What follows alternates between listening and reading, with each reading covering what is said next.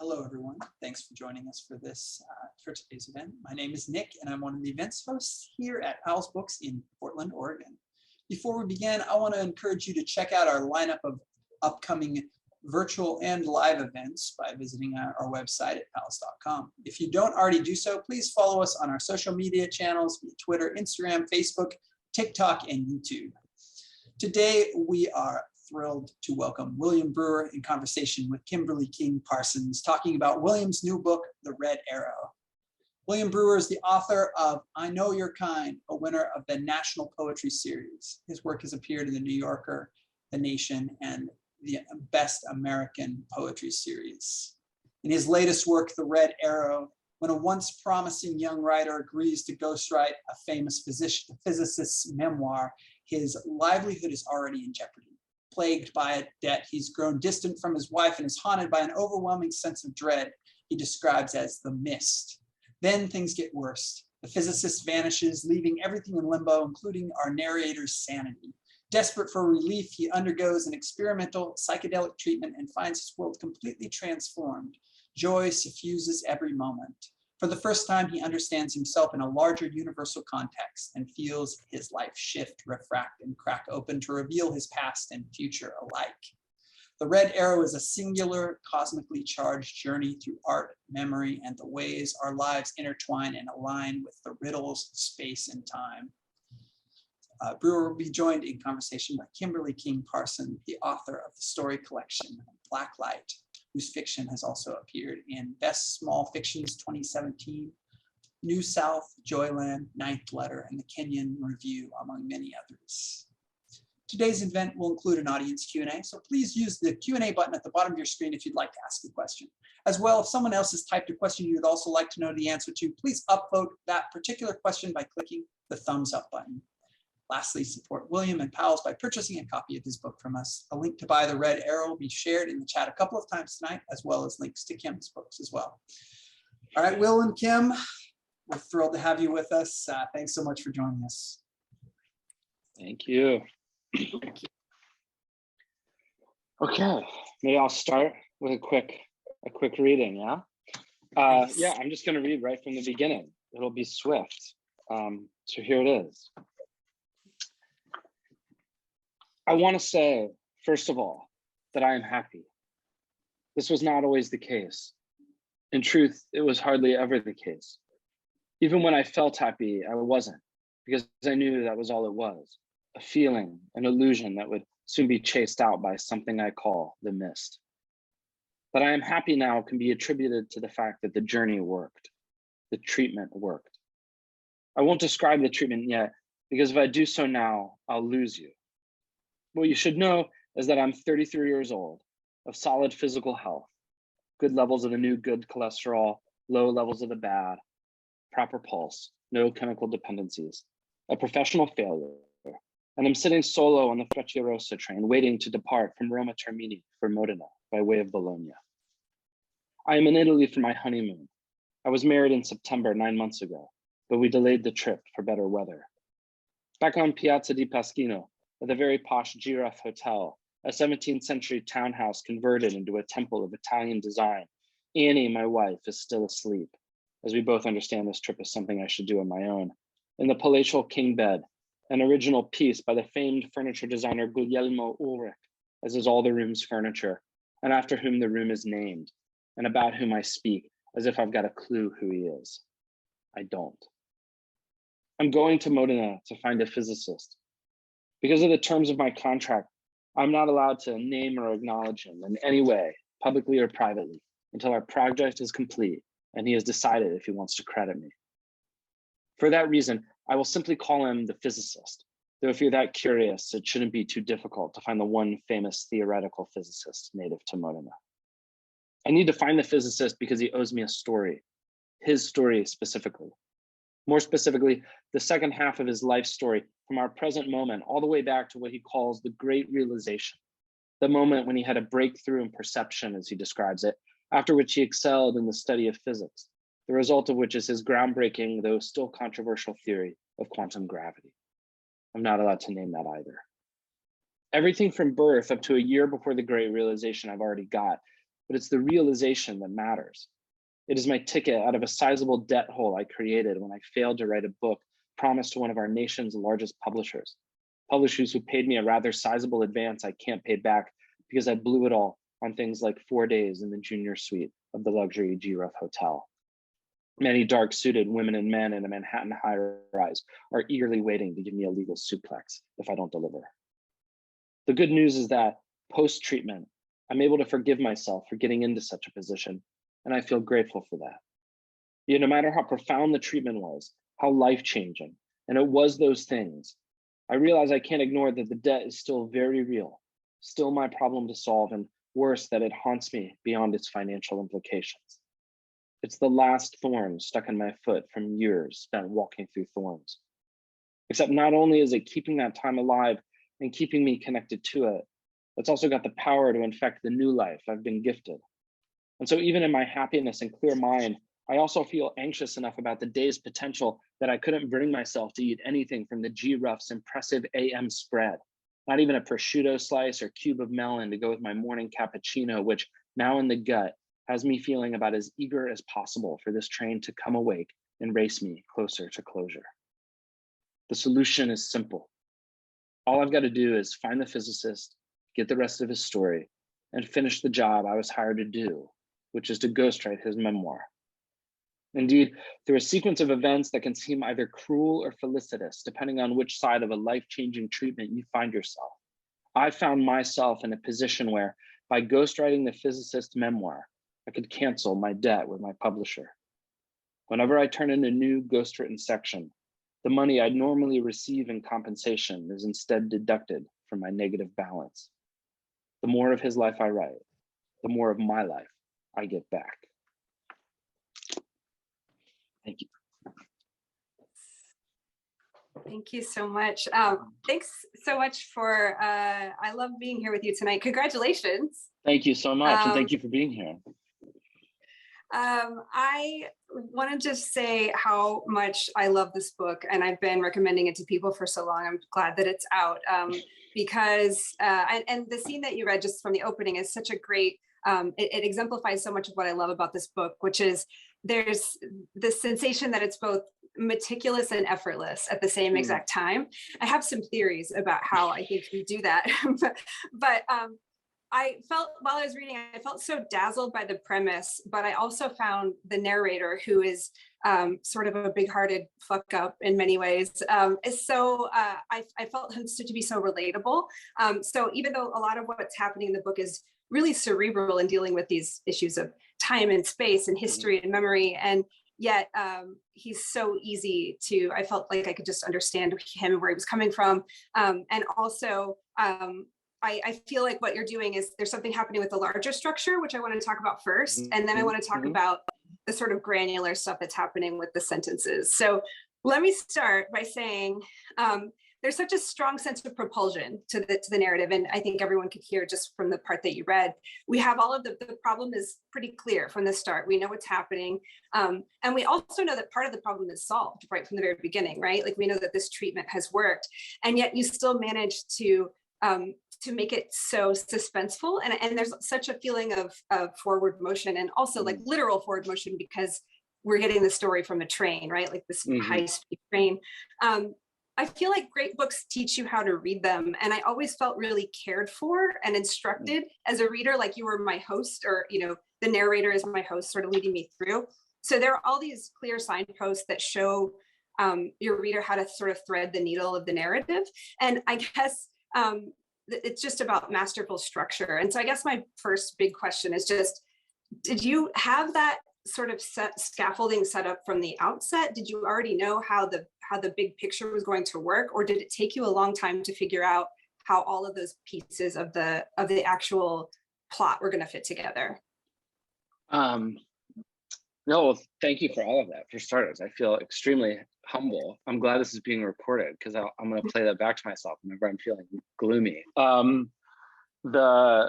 All I started with was I had said to my wife one day, we were getting ready to go to the airport to pick up her mom, and I said, would you read a book if there was about a guy on a train going to talk to a physicist? And she was like, yeah, whatever, you know, okay, you know, was probably annoyed and wanted to go. But like that, for some reason, just the splinter snagged in the brain and it didn't go away. And then I just tried it. And I guess what I realized, part of it was that sense of propulsion is really important to me. A lot of the art that I admire has that to it. Even books that are really quiet, like I am rereading Marilyn Robinson's novel Gilead, which is so quiet. But that book to me really like rips, actually. Like you just feel this person, and it's because you can tell he's on the end of his life. And so like there's that sense of compression. And so the train, I guess, afforded that to me by putting someone literally on a bullet train moving through space. There's already this sort of background sense of just going that's there the whole time. But also this sense of a destination is always getting closer. So even as the person speaks, even if the story is actually going further away from where you want to go, you never lose sense of an arrival coming. But then like as a maker, yeah, I don't plan. So everything that happened is just emergence. And I really like adhere to this belief that art is something that emerges, that you don't plan it out. And I feel like I can often sniff out a book where they've have this plan and then they just drape the language over it. So a lot of it's about like impulse, and like when it comes to like the writing element of it, you know, I do try to like make language that someone feels pulled along by. That to me is really important as a quality. Yeah, well, I feel like, and that sensation of, I guess I have a problem with like a lot of novels, like 3/4 of the way through, suddenly the machine of the plot like comes to life, and we can feel it tugging us towards the end, but it's only present in like the very last quarter of the book. Yes. When like you're like, you can tell that someone's back there like, oh shit, like we have to, let's wrap it up, you know? Yeah, and I hate that feeling, but I feel like you avoid it because it's that sensation of like, this is a journey, like you're saying, like we know we have a destination in mind already. Like all of those things are resolved almost at the beginning, mm-hmm. or they're set out for us so that it's there, but it's not like distracting. It's just mm-hmm. this thing that's a guiding principle, which I really admired. And then also, I feel like my favorite / least favorite feeling is impending doom or dread. I love watching like atmospheric horror movies and things like that, like where like that sensation of like, oh no, like what's happening. And even flipping through this today, just to look at questions, I was getting that anxiety. I love it. Like I feel it, like the anxiety of debt, which mm-hmm. I think most identify with in some way, but also deadlines and pressures from creative pressure and all of those things. But you do such a great job with building that tension. And so even when we know like the treatment is successful, I'm happy now. That's the very first line we know. Mm-hmm. But we still feel, oh, is he gonna make it? Is he gonna pull through? Like that I feel like is such a moment of genius, to be like, we already know the answer, and yet we keep forgetting over and over again because the story is so masterfully plotted and laid out so well. I just feel like it's so hard, that creeping dread, to pull it off, and you've done such a great job with that. So to talk about then those sentences, which I think, yeah, there's the plot aspect. So we have the train, we have the basic events and the structure, but then those soaring sentences, I'm going to actually just read a little bit of one. You pull off these sentences that sort of transcend and spiral time and space and mm-hmm. location, and they run wild. And here's one. The narrator is recalling the treatment, and so it says, I died many times that day, many times, maybe hundreds of times, and I experienced many things, most of which are beyond language, but some of which are not. And when it was done, I will share it all soon. We are almost there. I can feel the distances shortening. I awoke from what felt like 1,000 years sleep. My depression gone, anxiety not even a memory, no more rumination, my body light as dust. You don't have to believe it, but you might want to ask what you'd lose if you did. That sort of, that caretaking voice, like you're talking to me in that moment, you know, you're speaking directly to me. The sense of, we're almost there, I can feel the distance is getting shorter, like just this guiding principle all the way through. But that sentence goes on, and I'm exhilarated in my being here alive, it's a gift. I smell the twin spice of cigarettes and body odor wafting off fellow passengers in carriage 7. So we're on the train again. And I breathe once more deeply. I breathe and breathe and breathe and begin to believe for a moment I could smell the steam swirling in the bathroom at the G-Rup Hotel where Annie. So we're like moving, right? We're moving from time and space and all these different, all in the span of this really short paragraph. And it's just, there's some of the most beautiful, brilliant sentences I've read. And I know that you're a poet as well. And I guess there's something so sonically breathtaking and exuberant in the prose. And I wondered how much sound comes into play with when you're writing these. Are you reading these sentences aloud? And did you start, are the sentences, did they come out the way you want them to? So sort of precisely beautiful, or do you have to go back and polish them? Or do you start with those sentences and then sort of build upwards? So well, I mean, again, just thank you for all of that. I'm so grateful. And like when I write, the way I write is I just rant. So like I write in single spaced one big paragraph, and I do it for pages and like 40 or 50 pages at a time. So I write with a kind of rant energy. And so the sentences often kind of are by nature just long. That's maybe my style. The new thing I'm working on is maybe slightly less long, the sentences rather, but they're not perfect when I write them. But that's part of the joy for me is smoothing them out and making them link up perfectly. And I'm really invested in like what I call the music of consciousness, like creating sentences that flow how the mind flows, that you can be at one moment dealing with your temporal experience of reality, then project yourself into the future where you're going to be, then come back to this reality and then think about someone else in the present as you're experiencing it, but just not where you are, and then go back to another space. Like that to me is really important, something I really care about. And like a lot of the writers I admire tend to write longer sentences, where they do that thing where they'll kind of almost like talk to the reader in a way. And I didn't realize this at the time that I was doing it, but I don't know if you've taken huge doses of psychedelics before, but if you do, when you take mushrooms, there's like essentially a quality of a kind of spirit that kind of guides you, and an intelligence. And I think that every once in a while in the book, when the book sort of turns and talks to the reader, it sort of brings up that quality of a journey, of a psychedelic journey that has this feeling where you're being swept away. And then every once in a while, this thing will sort of turn and look at you and be like, take a breath, it's going to be all right. You're this far along, keep going. And I think that's probably why I did that, if that makes sense.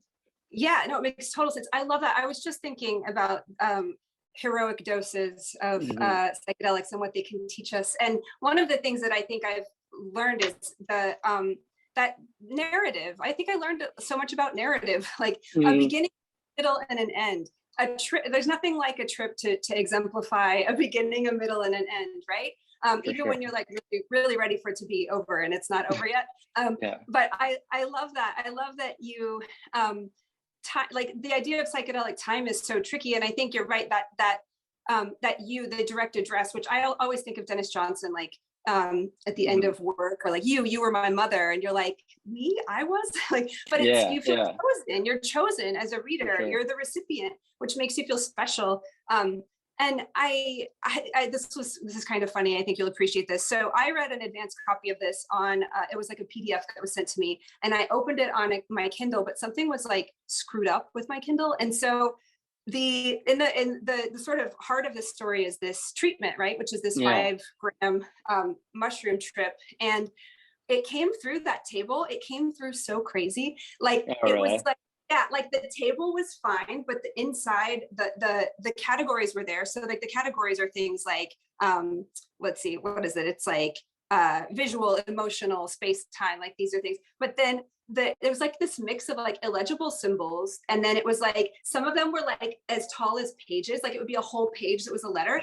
And I thought, when I was looking at it, I was like, oh, how interesting. Like, this really is talking about the inarticulation of the trip, right? And so I was so surprised to see in the book, I was like, oh, wait, what? So it was just like a problem on my side, but it was actually pretty cool, because this idea of how getting beyond language, but I love the way that this narrator has documented this trip is so, I guess I do have it. Here it is, it's right here. Oh, it's right here, yeah. So like, you'll all see when you buy the book, but it's like this sort of painstakingly documented, like insanely detailed trip. And I wonder, is this based on something that was a real event or experience, or was this like truly just as something that you like kind of cobbled together from multiple experiences, or just made up entirely, or how did that come about? Yeah, I mean, the chart was created for the book, so but it is based off of a journey that I did, a big 5-gram psychedelic therapy journey. So there's things in it that are that serve the book, and the form of it was completely invented to help with the novel. But whenever you do one of these big psychedelic therapy journeys, they will often ask you to sort of document as much as you can possibly remember as part of this sort of larger process called integration. So I did have like a ton of material from my own, and I also I mean, the experience is something I'll never forget. I mean, it's so vivid in my mind. I think that's something also people equate it as like a drug experience. They think you'll forget it the way, like, if you have 5 martinis, you forget what you say, but in fact, it's the opposite. It's really vivid in the mind. So there are things in it that are totally from my own experience. Like I definitely had like a giant snake as big as Godzilla with a Day of the Dead skull for a head try to eat me. And like, that was insane, you know? But so like the chart itself, originally I had tried to include psychedelic material through traditional prose, and it was not the way to do it. And my friend Gabe Habish, the very, very talented novelist, was like one of the first readers. And he was like, I don't think you should do it this way. He suggests I go look at another book that used like extra textual material. And so I did. I looked at that, and then that's like when the chart kind of came into being. And in retrospect, it was the best way to do it because it provides a more accurate psychedelic experience, and that it does not, you don't have to engage with it in a sort of linear way, that it is this sort of broken apart thing that you can have multiple adventures through at the same time even.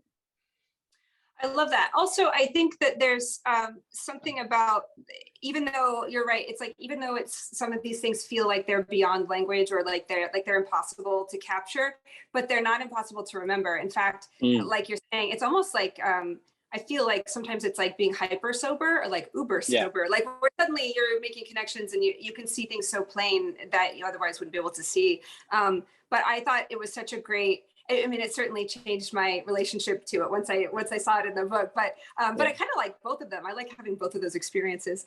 For a second, I mentioned in this little part that I read, we hear a little bit about Annie, who's the character's wife, the narrator's wife, and I just love her so much, and I wanted to talk about. I find writing secondary characters so challenging, and reading secondary characters can sometimes be, they're just like, especially in a first-person narrative, where we're so embedded in the way that our narrator thinks that it's, you know, difficult sometimes to see those other characters as being well-rounded or real. But Annie is so great and so vivid, She's held in such high esteem by her narrator. He describes her as good, bright, unwavering Annie, whose love has been the one thing I've not screwed up. But she's not just this sort of flat love person. You know, she's also very complex and fascinating in her own right. There's a scene where she's prepping for a job interview, which I love. Just this sort of like intense anxiety before you go to do this crazy interview. And so I was just wondering how you came to write Annie, and how if you found it challenging to write that character, or if she just came out whole like that. Yeah, that's, so I think when I originally turned it in, that was something actually that Tim, the editor, you know Tim, of course, helped me sort of push on. That was the thing I think we spent from the jump when we got to work. That was like, most of the book was pretty much done, but he was like, we need to push on that and expand her. And so then, then it was just taking the time to kind of get it done. And the thing, like, something I love about writing fiction is like, you do something and then it causes ripples throughout the book, And so all that stuff, injecting all that stuff about like AI and design thinking and all of that into the book, like, helped cause all these other smaller things to happen that I just never would have anticipated. And she's inspired by, to some degree for sure, by my wife, and but writing her was, it was like almost actually in some ways like the last part of the book, like the thing that made it whole was getting her. And when I did that, I felt like I learned a lot as a writer about exactly what you talk about, how like the secondary characters can sometimes feel like an afterthought at first, but then when you do make them real, it's the thing that gives the book a certain depth, a certain intensity. And at least for the narrator, it's a part of what makes their emotional reality so much more real, you know? Because like Yeah. depression, if this is this force of this person's life, it controls their perception of reality. And she is the one person who's on the other side of the screen and is saying like, it's not going the way you think it is. It's not true, you know? Exactly. She gets to let us know what things are, like she gets to be that perspective of like, okay, what are the things that he's actually really misjudging, like entirely getting wrong? Like, how is he getting these things so wrong? And sometimes we know already, or we suspect it, we know, but it's when she sort of reinforces that. Speaking about Tim at Knopf, Tim O'Connell, who's wonderful. And I think one of the things that Tim does so well is champion sort of like weird work, but to also really, he's just like a really meticulously organized person also. So it's like this great idea of like where the weird meets the organizing, and like he's just so brilliant in that way. So you said a little bit about this. What was the book very different, the one that you sold versus what came out? Like I know you're saying you added Annie sort of towards the end, but is it a lot different or pretty similar? It's actually very similar. Yeah. Oh, wrong. When Tim picked up, he was like, this is one of the more finished ones I've picked up. Because I'm very like, I steamroll my stuff pretty hard. That's like part of it is like getting those sentences and stuff right. Is like I lean pretty hard on it before I show it to anyone. So it started as a pretty weird thing to begin with, but like most things that I find, like Dennis Johnson to me is a perfect example of someone who writes like actually pretty wild stuff, but the stuff is so tight and so lean and kind of meticulous in its structure, but it feels completely organic. And most art that I love hits that paradigm. Yeah, I feel like maybe you're friends with Michael Clune, or you know Michael Clune maybe? No, I don't, but I know his work, yeah. So do I. Yeah, well, that's what I was thinking too. Like I don't know him as a person, but that's that same kind of level of like really strange stuff and writing into really weird, dark drug stuff, but also being very lean and very meticulously organized. Well, maybe I can ask now. So in this book, we know that the narrator has many influences that he names, like Jeff Dyer, Michael Pollan.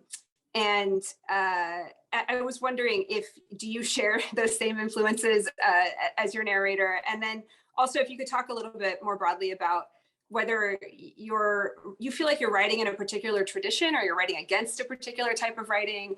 Is that something that you think about very much while you're writing?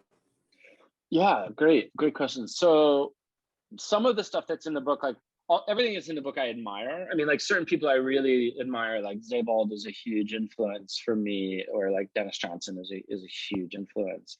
But part of it too was like, the stuff that's in the book is often what I was just reading while I was writing it. And so what I would do is if something intrigued me, I would take it and just put it in the book. So like I was in Italy and I was reading Jeff Dyer in Italy. And so I was reading these sections that take place in places where I was. And so I would just sew that into the book and then watch the book kind of change accordingly.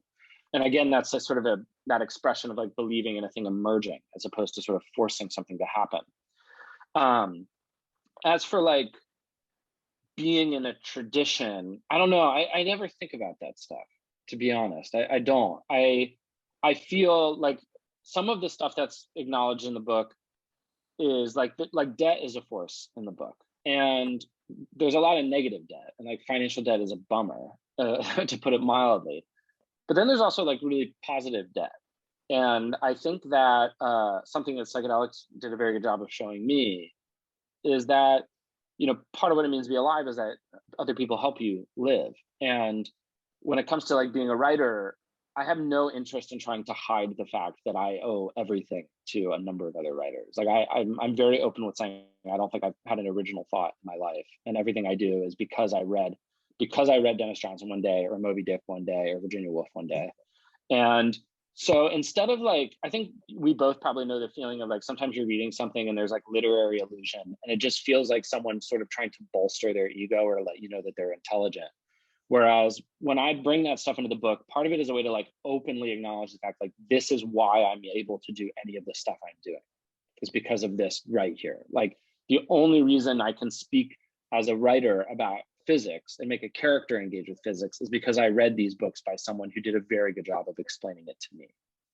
And like by doing that, then it creates this feeling of like a long chain of people connected over time. And so while I don't think of myself necessarily in terms of tradition, I do feel just like deeply indebted to a number of artists. I love that. I think sometimes there's this sense that we have to like to subvert our influences or hide them or be coy about that. Either it's like to bolster and to be like, look at all the stuff I've read, or to really hide it away. I feel like this book does a really great job of walking that middle ground of mentioning people by name. So I felt so embarrassed. I think I emailed you about this summer. I did not realize that Dispatches was a real book, which is hilarious, because then I read it. So in the novel, our narrator becomes very obsessed with the book Dispatches. I love Annie when she's like, you're not allowed to bring that book into this restaurant. Like you just can't, you have to get it out here, because he becomes so infatuated with it. I think this is the other side of that, being influenced and being inspired by reading books, is that sometimes we pick up a book and think, why am I trying to do this? Like, I can't do this. I'm never going to write, but why am I writing about horses when Cormac McCarthy wrote about, like, there's no way, like, what's the point? And so he has a little bit of that feeling about Dispatches, which later, when I realized it was in fact a real book, a brilliant book, and I brought it with me to a writing residency and read it and then listened to it in audiobook and was just like, yeah, it really is so good. It's so intimidatingly good. But I love that. I love how important it was to him, but I think that feeling of being like, oh no, like how sometimes people are too good, right? Like you're like, I don't know if I can do this right now. I think I need to wait. But I love. I'm glad you read it. Yeah, it's great. Well, also I should have known, I mean, really quickly, I was like, these are all real books, so this one's probably real too. I have this rule with myself sometimes where I don't let myself Google things while I'm reading a book, because it takes me out. But I also love the way that your narrator talks about the writing process in general. I feel like it really hits that feeling of, and research, going to these research holes and being like, oh, all of these notes are actually just ways to avoid writing the book itself. And I think we all know that feeling. Anybody who's sat down and tried to write knows how hard that can be. I always like to hear about which part of the process you found to be the most challenging. Like maybe it's a chapter or a section or a particular, I don't know what, something about it that you find challenging. And then also, to balance that, what's something that you feel particularly proud of that you maybe pulled off in this book? Sure, yeah. The part that was, I'll do it in reverse. The part that was most fun to write was the section of the book that takes place in West Virginia, referring to a large chemical spill that happened there. So like I had previously written another book that failed that took place entirely during this spill event. The whole book is during it. And so I knew that world, that event that I had created so well, essentially in my mind, that when it came time in the Red Arrow writing to do it, I just let it rip. It was, basically telling someone something you've spent years doing. So that part was like, that vibe, like when you hit it for a couple of days and it basically writes itself. That was a real thrill. I remembered like vividly and physically doing that. And really almost entered a kind of meditative state where my self just dissolved and I was just typing away for hours. The stuff that was challenging was figuring out how to get psychedelic material into it in a way that was not just the most boring thing in the world. And whether or not I succeeded is not for me to decide, but that was tough to figure out. And it was tough to figure out kind of at the end how it was going to arrive. But I was like, I just had to have I wrote it in 4 chunks, like almost exactly how the book reads. And so the last one, it was like it hadn't shown up yet and just having to sit for a while and hope that it would. And then when it did, like the dialogue that occurs near the end, that took a little bit to figure out. I wrote that by hand very slowly outside. And that took a couple of days of basically pacing and talking to myself and looking like a crazy person in a fun way. Yeah. So that was challenging for sure. I love those moments where you have to like get out a notebook and a pen because you're like, it's not going to get solved on that screen. Like I have to change it. You have to change it. Was the process? I feel like it's exciting to hear that you wrote it in order, and I am so envious of that. I feel like I'm writing everything so out of order. But how long was it? A long process to write the book from beginning to end, or did it come out fairly quickly? The answer is very obnoxious in that like it took about 14 weeks to write it, but that is not accounting for the fact that I spent like 3 years writing something prior to it that had failed. And so often what happens with me is that I put a ton of energy into one thing, and the whole time I'm lying to myself saying, this is going great. This is exactly what I mean to be doing. And then I hit like a moment of meltdown where I'm like, this isn't it. It's not going to work. But it's by doing that then I'm able to do the real thing. And the same is true for like the thing I'm working on now. I was at a residency last summer, and I was there every day for a month, just like grinding this, material out and lying to myself saying, this is great. And at the last day I was like, okay, I'm going to admit to myself now that this is all wrong. But by doing it, it made it possible for me to do it the right way. And that's like basically how I go.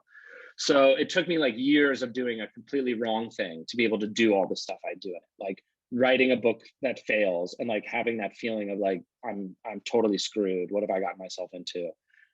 All that material about like the spill, I had spent 3 years imagining it, all the parameters, what it would have looked like inside of it, outside of it, all that. And like, yeah, so doing all the false starts, all the mistakes, like that's the work. In some ways for me, the actual like composition is the last part, is the part that happens the fastest. And in order for it to happen fast, I have to have all of that data in my brain. Like I couldn't write as quickly as I do if I had to stop and imagine things along the way. Yeah. Was the other project, did it have anything to do with this subject matter, or was it like a totally different thing? It was totally different. I mean, there was a psychological component, which I'll never really lose. I mean, that's just sort of one of my preoccupations. But it was the spill in West Virginia, and someone in it for days. So interesting. It's almost like you have to have, I always have like a project that I can like cheat on, like something that's like boring thing that I'm like, and then I have like the exciting, sexy thing that's off to the side, but it takes me a long time to leave the bad marriage of the whatever, the book for 4 years or something. But it is a great feeling. Like the feeling of quitting something, the feeling of giving up on a long project is actually pretty exhilarating too. It can be, because like, at least usually it's followed, because the reason that it's not working is because that something else is working. So that's a good feeling. I guess it might feel worse if you don't have anything like waiting in the wings. I didn't have anything waiting. But that's where the mushrooms helped. I was really I was at just an incredibly low point in my life, and the lowest. And then that really kicked me right into a different world. And there was a really important moment, which was at the end of as you know, like at the end of the journey, there's times where it's like, okay, the stuff I came here to do, I've done. But now it was like almost like the medicine was like, okay, well now you can think about whatever you'd like for a little bit. And so I was thinking about writing, and this sort of voice in my head was like, Will, you need to stop writing like a writer, and you need to start writing like how you talk at dinner parties. And that really like stayed heavy in my head. And so when I walked out of it, I think one of the reasons I suddenly was able to kind of get to it was because I was approaching the page in a way that I really hadn't, not since I started. There was this sort of naivety and energy that you have when you begin, and I had lost that. I think that's maybe what I mean when I say that maybe this is the layers of all that. This narrator is so affable and identifiable and funny. And that's the thing too. I feel like so often people who you meet in real life or like at bars or whatever, they're so funny. And then you read their work, it's so like self-important, and you're like, no, like just be more like yourself on the page, or just don't be so self-serious all the time. And I feel like what's great is that this narrator is so willing to like, he's very funny in his way too, and he's very like as aware as he can be of his situation, and some of his transitions make me laugh so hard, even though it's someone who's dealing with immense pain. But also that's how we process pain, is by figuring out how to laugh at it. But yeah, I think that you certainly succeeded with doing that, because I feel like without that really accessible narrator, who is just like someone who's telling you a story, Mhm. it would be really tricky to, because some of this stuff is so huge, like it's very cerebral, but it's great to sort of balance those two things. I could ask more questions, but I think we have some questions from our viewers. So let me see here. I'm going to click on Q&A. Okay. All right. So someone says, I love the book so much. It is so timely and insightful. I wonder if you are involved with or follow the larger social political movement around psychedelics, or are you done with this topic now that the book is out and moving on to the next topic? Well, thank you for this question. I am still involved with psychedelics. They're still a big part of my life. I did a journey very recently, and it was very beautiful and helpful. It is. I'm not like specifically involved with any like foundation or school or something. You know, I mean, frankly, I would love to get involved in certain ways, and maybe the book will be sort of the boat that ferries me into those spaces. But I feel very grateful for psychedelics as a kind of medicine and a part of my life, and definitely advocate for them. You know, I want to avoid a kind of evangelical stance. It's not easy. It's not easy stuff, and they should be treated with immense respect. But it's a subject that, while I might not continue to write like full books where psychedelics is like one of the large columns holding it up, it will always be a part of my life. It's impossible for it to not be at this point, because I mean, frankly, I owe my life to it. Yeah. I don't know if this was direct to me or not, but I don't always write about psychedelics, but I've certainly written stories about them. But I just wanted to say, volunteer quickly, that I too had like a sort of life-changing experience, not in a therapeutic setting, but in like a teenager setting, but still really critical, really positive, immensely positive change at a time when things were going not great. And I felt like I can just see my life changing in trajectory based on mushrooms, so which is amazing. But yeah, so that's all right. Let's see. I think there's another one here. Okay. Will, one of your mentors as a poet has been Louise Glick. Can you talk a bit about what you've learned from her? Has any of it translated to your fiction? Wonderful. Yeah. Thank you, Chris, for that question. Louise is an incredible teacher, and sort of countless lessons have translated into the fiction. I mean, she's a very like honest teacher. And so when you work with her, you go to her house and you're sitting there with your poems, and she's just sitting right next to you reading them, and you're kind of sitting there in silence, like waiting for what's going to happen. And so sometimes, you know, she's like reading a poem, and then she'll look at it and like look at you and like look back at the poem and then look at you again and say, like, you can't possibly think that's good. And a part of you, like, you know, part of your soul dies and drips out of you. But the fact of the matter is, she's never said stuff like that to me where I didn't already know it. And so much I feel of what she's doing is just causing you to confront your instincts. She's causing you to confront what you already know to be true. And then to ask yourself, why didn't you trust that impulse? Why did you do something else? And most often the answer is because you were sort of performing some version of being a writer, or performing some version of being a poet, as opposed to just doing what only you could really do. And so that's foundational to everything I do. And so now when I'm editing stuff, you know, there's moments, and I'm sure you know this feeling too, Kimberly, where it's like you're kind of halfway on a sentence or a paragraph. You're like, this could stay, this could go.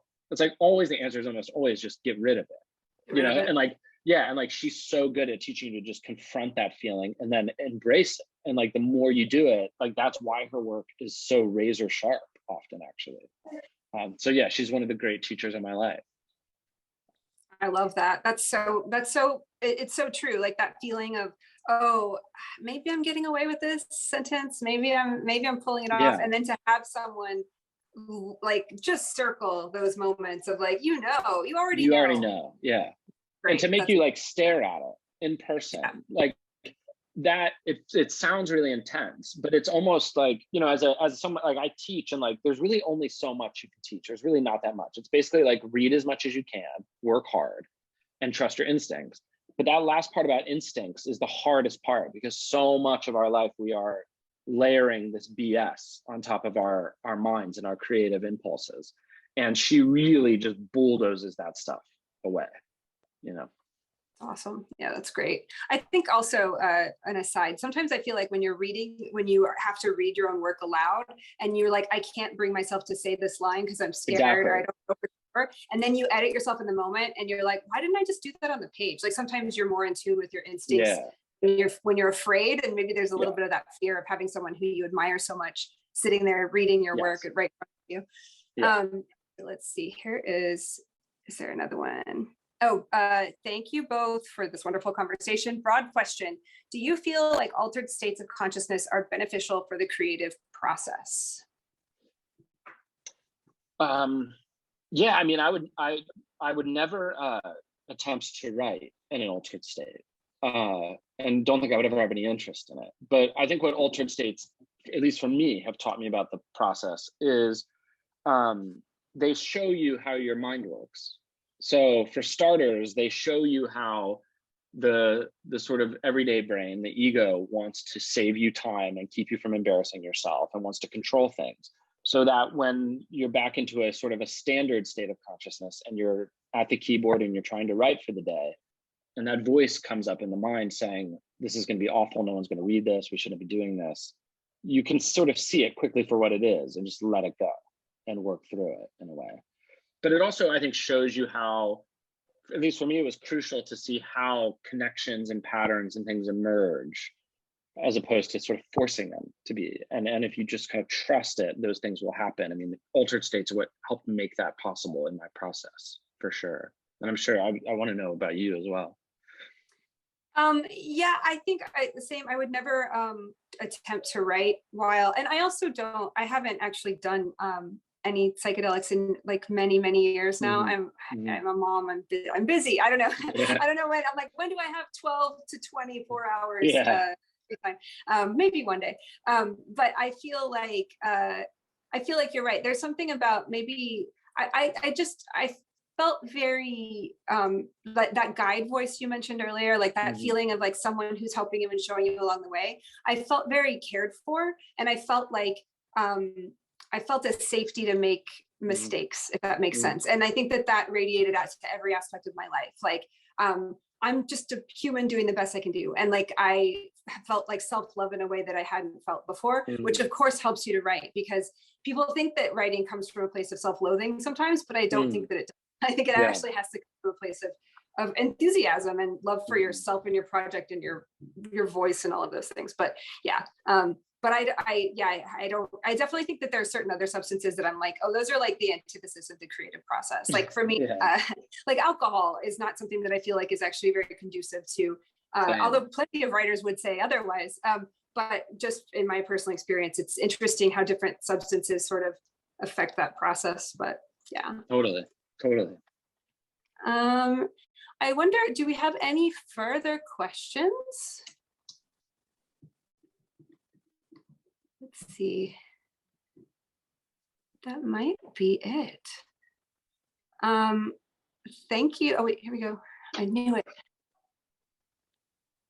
Okay. Oh, Will, I believe you mentioned in a previous interview, I think it was for I Know You're Kind, that you were initially a visual artist and that this influenced your line length. Do you use any visual design elements in the book? Yeah, so I was a visual artist originally, and I mean, there is visual stuff in the book. There's pictures of stuff, there's charts, there's drawings. Saying it out loud now, I'm realizing it's just crammed full of shit. I put all kinds of things in there, but I love visual components. I think they're a blast, and I intend to use them in the next one as well. And like my training in visual art, that was the original way I learned how to think, and so it always impacts what I do. And so I think I often am imagining things with a kind of cinematic element to it, in the true sense of the word, as if like a camera that is moving and following movement. And so I think that's also why sometimes the sentences are long, is to give you that quality of propulsion and moving through space and time. I just want to show one really quickly that I love. The drawing on hotel stationery. right? Or is it a memo pad? Yeah, I love it. I Yeah, love that. I love stationary that from a stuff hotel. too. Yeah, it's great. All of those things also sort of to just create that world of the book. I love all of that. And I just wanted to say, we didn't talk about this, but what a beautiful art object this cover is. Were you happy with this cover design? Oh yeah, I mean, John Gall did it. He's a legend. You know, that Yeah. was just like such an honor. I'm a huge design nerd, and so that was really big. Beautiful, beautiful book, inside and out. Thank you so much. I think unless there's another time, there's time for maybe like one more if we've got it, but we're also getting close. So thank you so much. I love this book. I've been, as I said, recommending it to everyone. And I think it's just one of those books that I finished and just thought about it so much afterwards. And I kept going back to it to read different passages. And it's certainly informed it's in my brain now. It's forever. And I really appreciate it. And yeah, and all those questions were so great. Thanks everybody for asking wonderful questions. Thank you, everyone. Thank you so much. It's been such a joy. I'm such a fan of this. So I'm really humbled by all of this. My heart feels very full. Good. Awesome. Thank you. Hi, Nick. Hi. Hey. Well, thank you so much for joining us. And thanks for that fantastic conversation. It was just, I don't know, just loved it. It's fascinating. So anyway, this is the book right here. I actually am going to go ahead and post the link in here since I have it. Okay, let's see.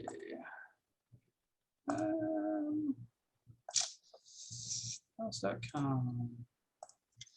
Okay, maybe it's here. Let me see if I got it. I'm going to post the link. Usually I would have it up. Sorry. Yep. Oh, yeah. Here we go. Got it. This is the link to, here's the link to watch the presentation again. If you want in the future, I guess that's what it is. The links earlier posted, I'll post this. This is to purchase the Red Arrow through pals.com. So definitely go and check that out.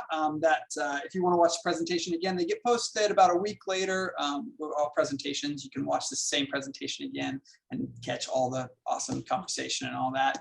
Also check out Kimberly's book here too, Book of Stories. And we hope to see all of you all out there at another one of these virtual events once again. And so, but thank you both so much. It was such a pleasure to have you. Thank you so much. Thank you. All right, have a good one. Bye. Yeah, be well. Bye.